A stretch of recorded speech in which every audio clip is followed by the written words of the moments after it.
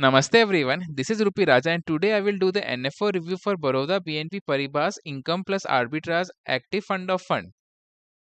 NFO stands for New Fund Offering, and a new fund offer is the first time an investment firm offers a new mutual fund to its investors. It is just like an initial public offering, but it is for mutual funds. FOF stands for Fund of Funds, and a fund of fund is a mutual fund that invests in other mutual funds. So it is a fund that invests in other mutual funds. Talking about what is a mutual fund is a financial vehicle that pools money from many investors to invest in a diversified portfolio of securities such as stocks, bonds, and other assets. Investors buy units or net asset value units in the mutual fund, becoming partial owners of all its holdings, and a professional fund manager manages that portfolio on your behalf, and an expense ratio is charged for it. Talking about the Baroda BNP Paribas Income Plus Arbitrage Active Fund of Fund, the launch date for this fund is 9th May 2025 and the end date is 21st May 2025, and the allotment date for the unit is 23rd May 2025. There is an exit load of 0.25% if you try to redeem your units within 15 days. The fund is benchmarked against the Nifty Composite Debt Index, with 60% of the total fund will be allocated against the benchmark of Nifty Composite Debt Index, and 40% of the fund will be benchmarked against the Nifty 50 Arbitrage Index Total Return Index. The fund is managed by Prasant Pimple and Neeraj Saxena. Both of these fund managers have been good at managing hybrid funds. This fund aims to generate regular income and capital appreciation through investments in a portfolio of debt and arbitrage oriented mutual fund scheme with a focus on a low risk profile. So, as a whole, this fund will typically invest in low risk and low return instruments. Talking of both the benchmarks, the Nifty Composite Debt Index comprises of AAA securities, government securities, and they don't give a return of more than 7%. So they can give a return between 6 to 7%. And the second index is Nifty 50 Arbitrage Total Return Index. This is the index that tries to get arbitrage opportunities and aims to generate a return between 6 to 8%. Arbitrage, you don't hope to get high return. So in a arbitrage index, the expected return can be between 6 to 10%.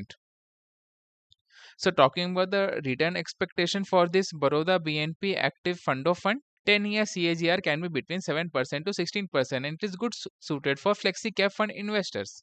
Talking about the taxation, there is a short term capital gains tax or STCG if you try to book your profits before 1 year and that value is 20%. There is also long term capital gains tax of 12.5% on gains exceeding 1.25 lakh rupees annually if you try to book your profits after 1 year. The equity oriented tax treatment of this mutual fund is advantageous for investors in higher tax bracket compared to debt funds or fixed deposits, where the interest income is taxed at slab rates. So for example, if you pay an income tax slab rate of 30%, if you try to do your fixed deposit or debt funds, then on the profit of investing in those funds or fixed deposit, you have to pay a 30% tax rate, which is your income tax slab rate. Talking about my opinion, if I already have a exposure to fixed deposit at the rate 7.25% per annum, I will skip this NFO. The double expense ratio of this FOF or fund of fund may deter those prioritizing low cost instruments or investments. I am personally not a big fan of this fund. I will rather go and invest in pure arbitrage funds. Since I am young, I will go for pure arbitrage funds. One of my favorite arbitrage fund is Parag Parikh Arbitrage Fund. Talking about suitability for different investor types, if you're a conservative investor, then yes, you should invest in this NFO. If your time horizon of investment is less than 3 years and you want to gain a safe return on your investment, if you're a balanced investor, then yes, then also you can apply to this NFO if you don't have any exposure to arbitrage fund like the one of the fund that I mentioned beforehand in this video. If you're an aggressive investor, then you can skip this NFO and you can go for large cap actively managed mutual fund. If you're a goal oriented investor, then you can avoid this NFO and go for hybrid funds, which are better. One of the good hybrid funds is Parag Parikh Conservative Hybrid Fund. If you're a passive investor, then yes, you can apply to this NFO if your investment time horizon is less than 3 years. In my opinion, active funds are much better than passive index funds. If you are an active investor or you are a young investor, then you should not apply to this NFO and you should avoid it. This is only for conservative investors with age profile of more than 50 and they don't want to take high risk and high return on their portfolio. If you are a diversified investor and you have allocated good percentage of your portfolio to gold, large cap, mid cap, small cap and real estate, then also you can avoid this NFO. If you're a speculative investor and you want to trade for the short term, then also you should avoid this NFO. If you want to read about the scheme details for this NFO, I have attached them in the description of this video. So that's a wrap on today's NFO deep dive. We have crunched the number, dissected the story, and now it's your turn. What do you think? Drop your thoughts below, hit that subscribe button. Let's keep decoding the market together. If you want to book any consultations related to investment, mutual fund advice, or stock advice, honestly, do not worry about it.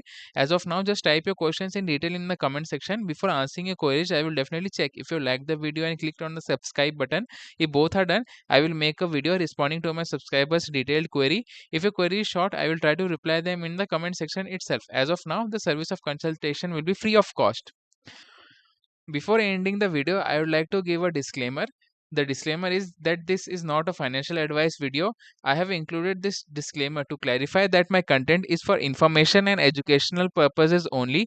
While I share my analysis and perspective on stocks and mutual funds, I am not a certified financial advisor and everyone's financial situation is unique. The disclaimer ensures you understand that any investment decisions should be based on your own research or guidance from a licensed professional, as markets carry very high risk. It's about keeping things transparent and encouraging responsible investing between us. Currently, I am doing the certification to become a certified financial advisor, but since I am not currently a certified financial advisor, I have included this disclaimer. Hope you like this NFO review. Thank you. This is Rupi Raja.